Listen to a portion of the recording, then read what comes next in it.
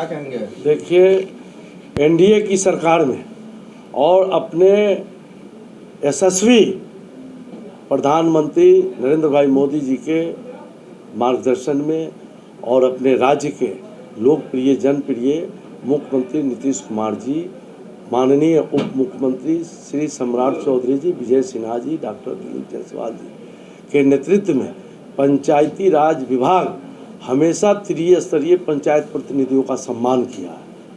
आपको मैं बता दूं कि पहले पंचायत प्रतिनिधियों को विकास के लिए कितना पैसा आता था, आज करोड़ों में आ रहा है।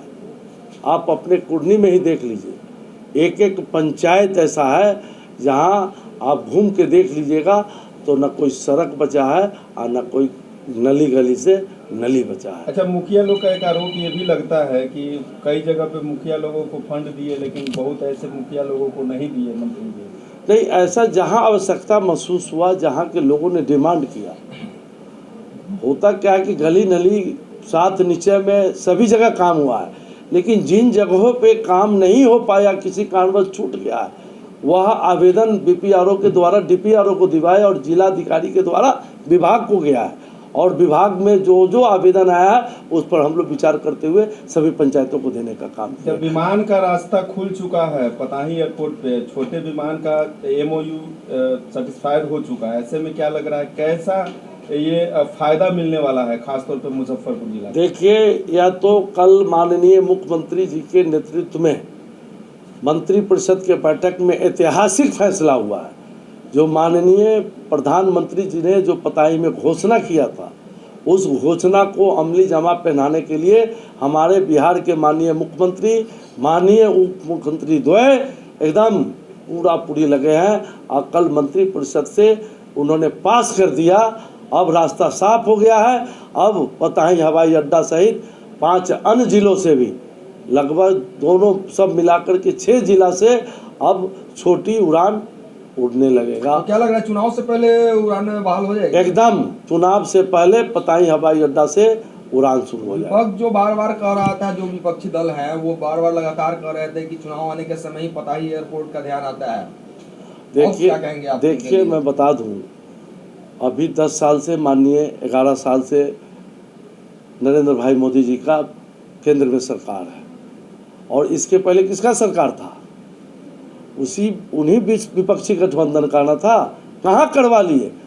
और मोदी जी जो कहते हैं वह करते हैं, नीतीश जी जो कहते हैं वह करते हैं, सम्राट चौधरी जी, विजय सिन्हा जी, डॉक्टर दिलीप जायसवाल जी जो कहते हैं बिहार में वह होता है। और आज डबल इंजन की सरकार बिहार के विकास को तीव्र गति से चला रहा है, और आगे आने वाला 2025 के चुनाव में बिहार की जनता बता देगी कि डबल इंजन की सरकार किस तरह से चल रहा है, किस तरह से बिहार की जनता उनको मंत्री जी सपोर्ट कर रहा है। मंत्री जी, एक सवाल है, आपके घर के ठीक पीछे से एक सड़क जाती है लदौरा और गोबरसही होते हुए, वो सड़क पानी की जो समस्या है कुछ दिन ठीक हुई थी, लगातार जो लोग वहाँ के दुकानदारों ने आमरण अनशन किया था, लेकिन फिर से वही स्थिति बन गई है पुनः।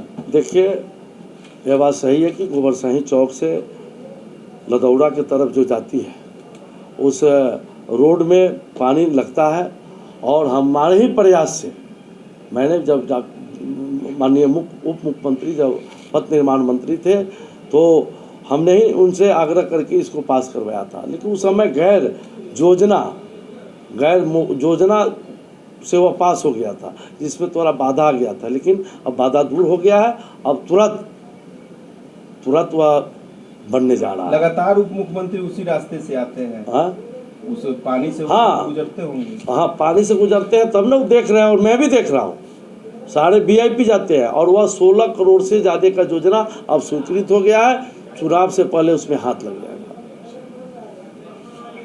के हितैषी कहे जाते हैं लालू प्रसाद यादव, लेकिन एक वीडियो में देखा गया कि जो संविधान निर्माता बाबा साहब को पैरों के तले, और दूसरा वीडियो जो दिखा गया वो कचरे के पास उनकी तस्वीर रखी गई।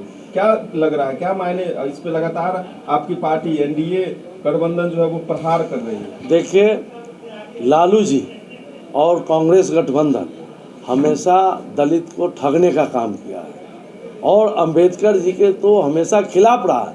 बाबा साहब जब चुनाव लड़ रहे थे लोकसभा का, तो यही कांग्रेस पार्टी है कि उनको लोकसभा में जाने नहीं दिया।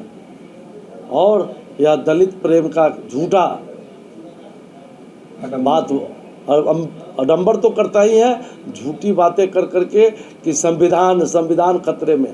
पिछले बार इन्होंने झूठा प्रचार किया संविधान खतरे में, लेकिन संविधान खतरा अगर संविधान को है तो यह कांग्रेस गठबंधन और लालू जी के गठबंधन से है। आपने देखा किस तरह से संविधान को धज्जी उड़ाने का काम कांग्रेस के राज में हुआ। श्रीमती गांधी के समय काला कानून देश में लगाया गया। आज देख लीजिए, अगर केंद्र में लोकसभा परिसर में अगर बाबा साहब का प्रतिमा लगाने का काम किया तो वह है भारतीय जनता पार्टी की सरकार। और आज केंद्र में जब नरेंद्र भाई मोदी का जब सरकार हुआ है, तो जो जहाँ जहाँ पढ़े हैं, लिखे हैं, जहाँ रहे हैं, सभी जगहों को संग्रहालय बनाने का काम भारतीय जनता पार्टी और एनडीए की सरकार कर रहा है।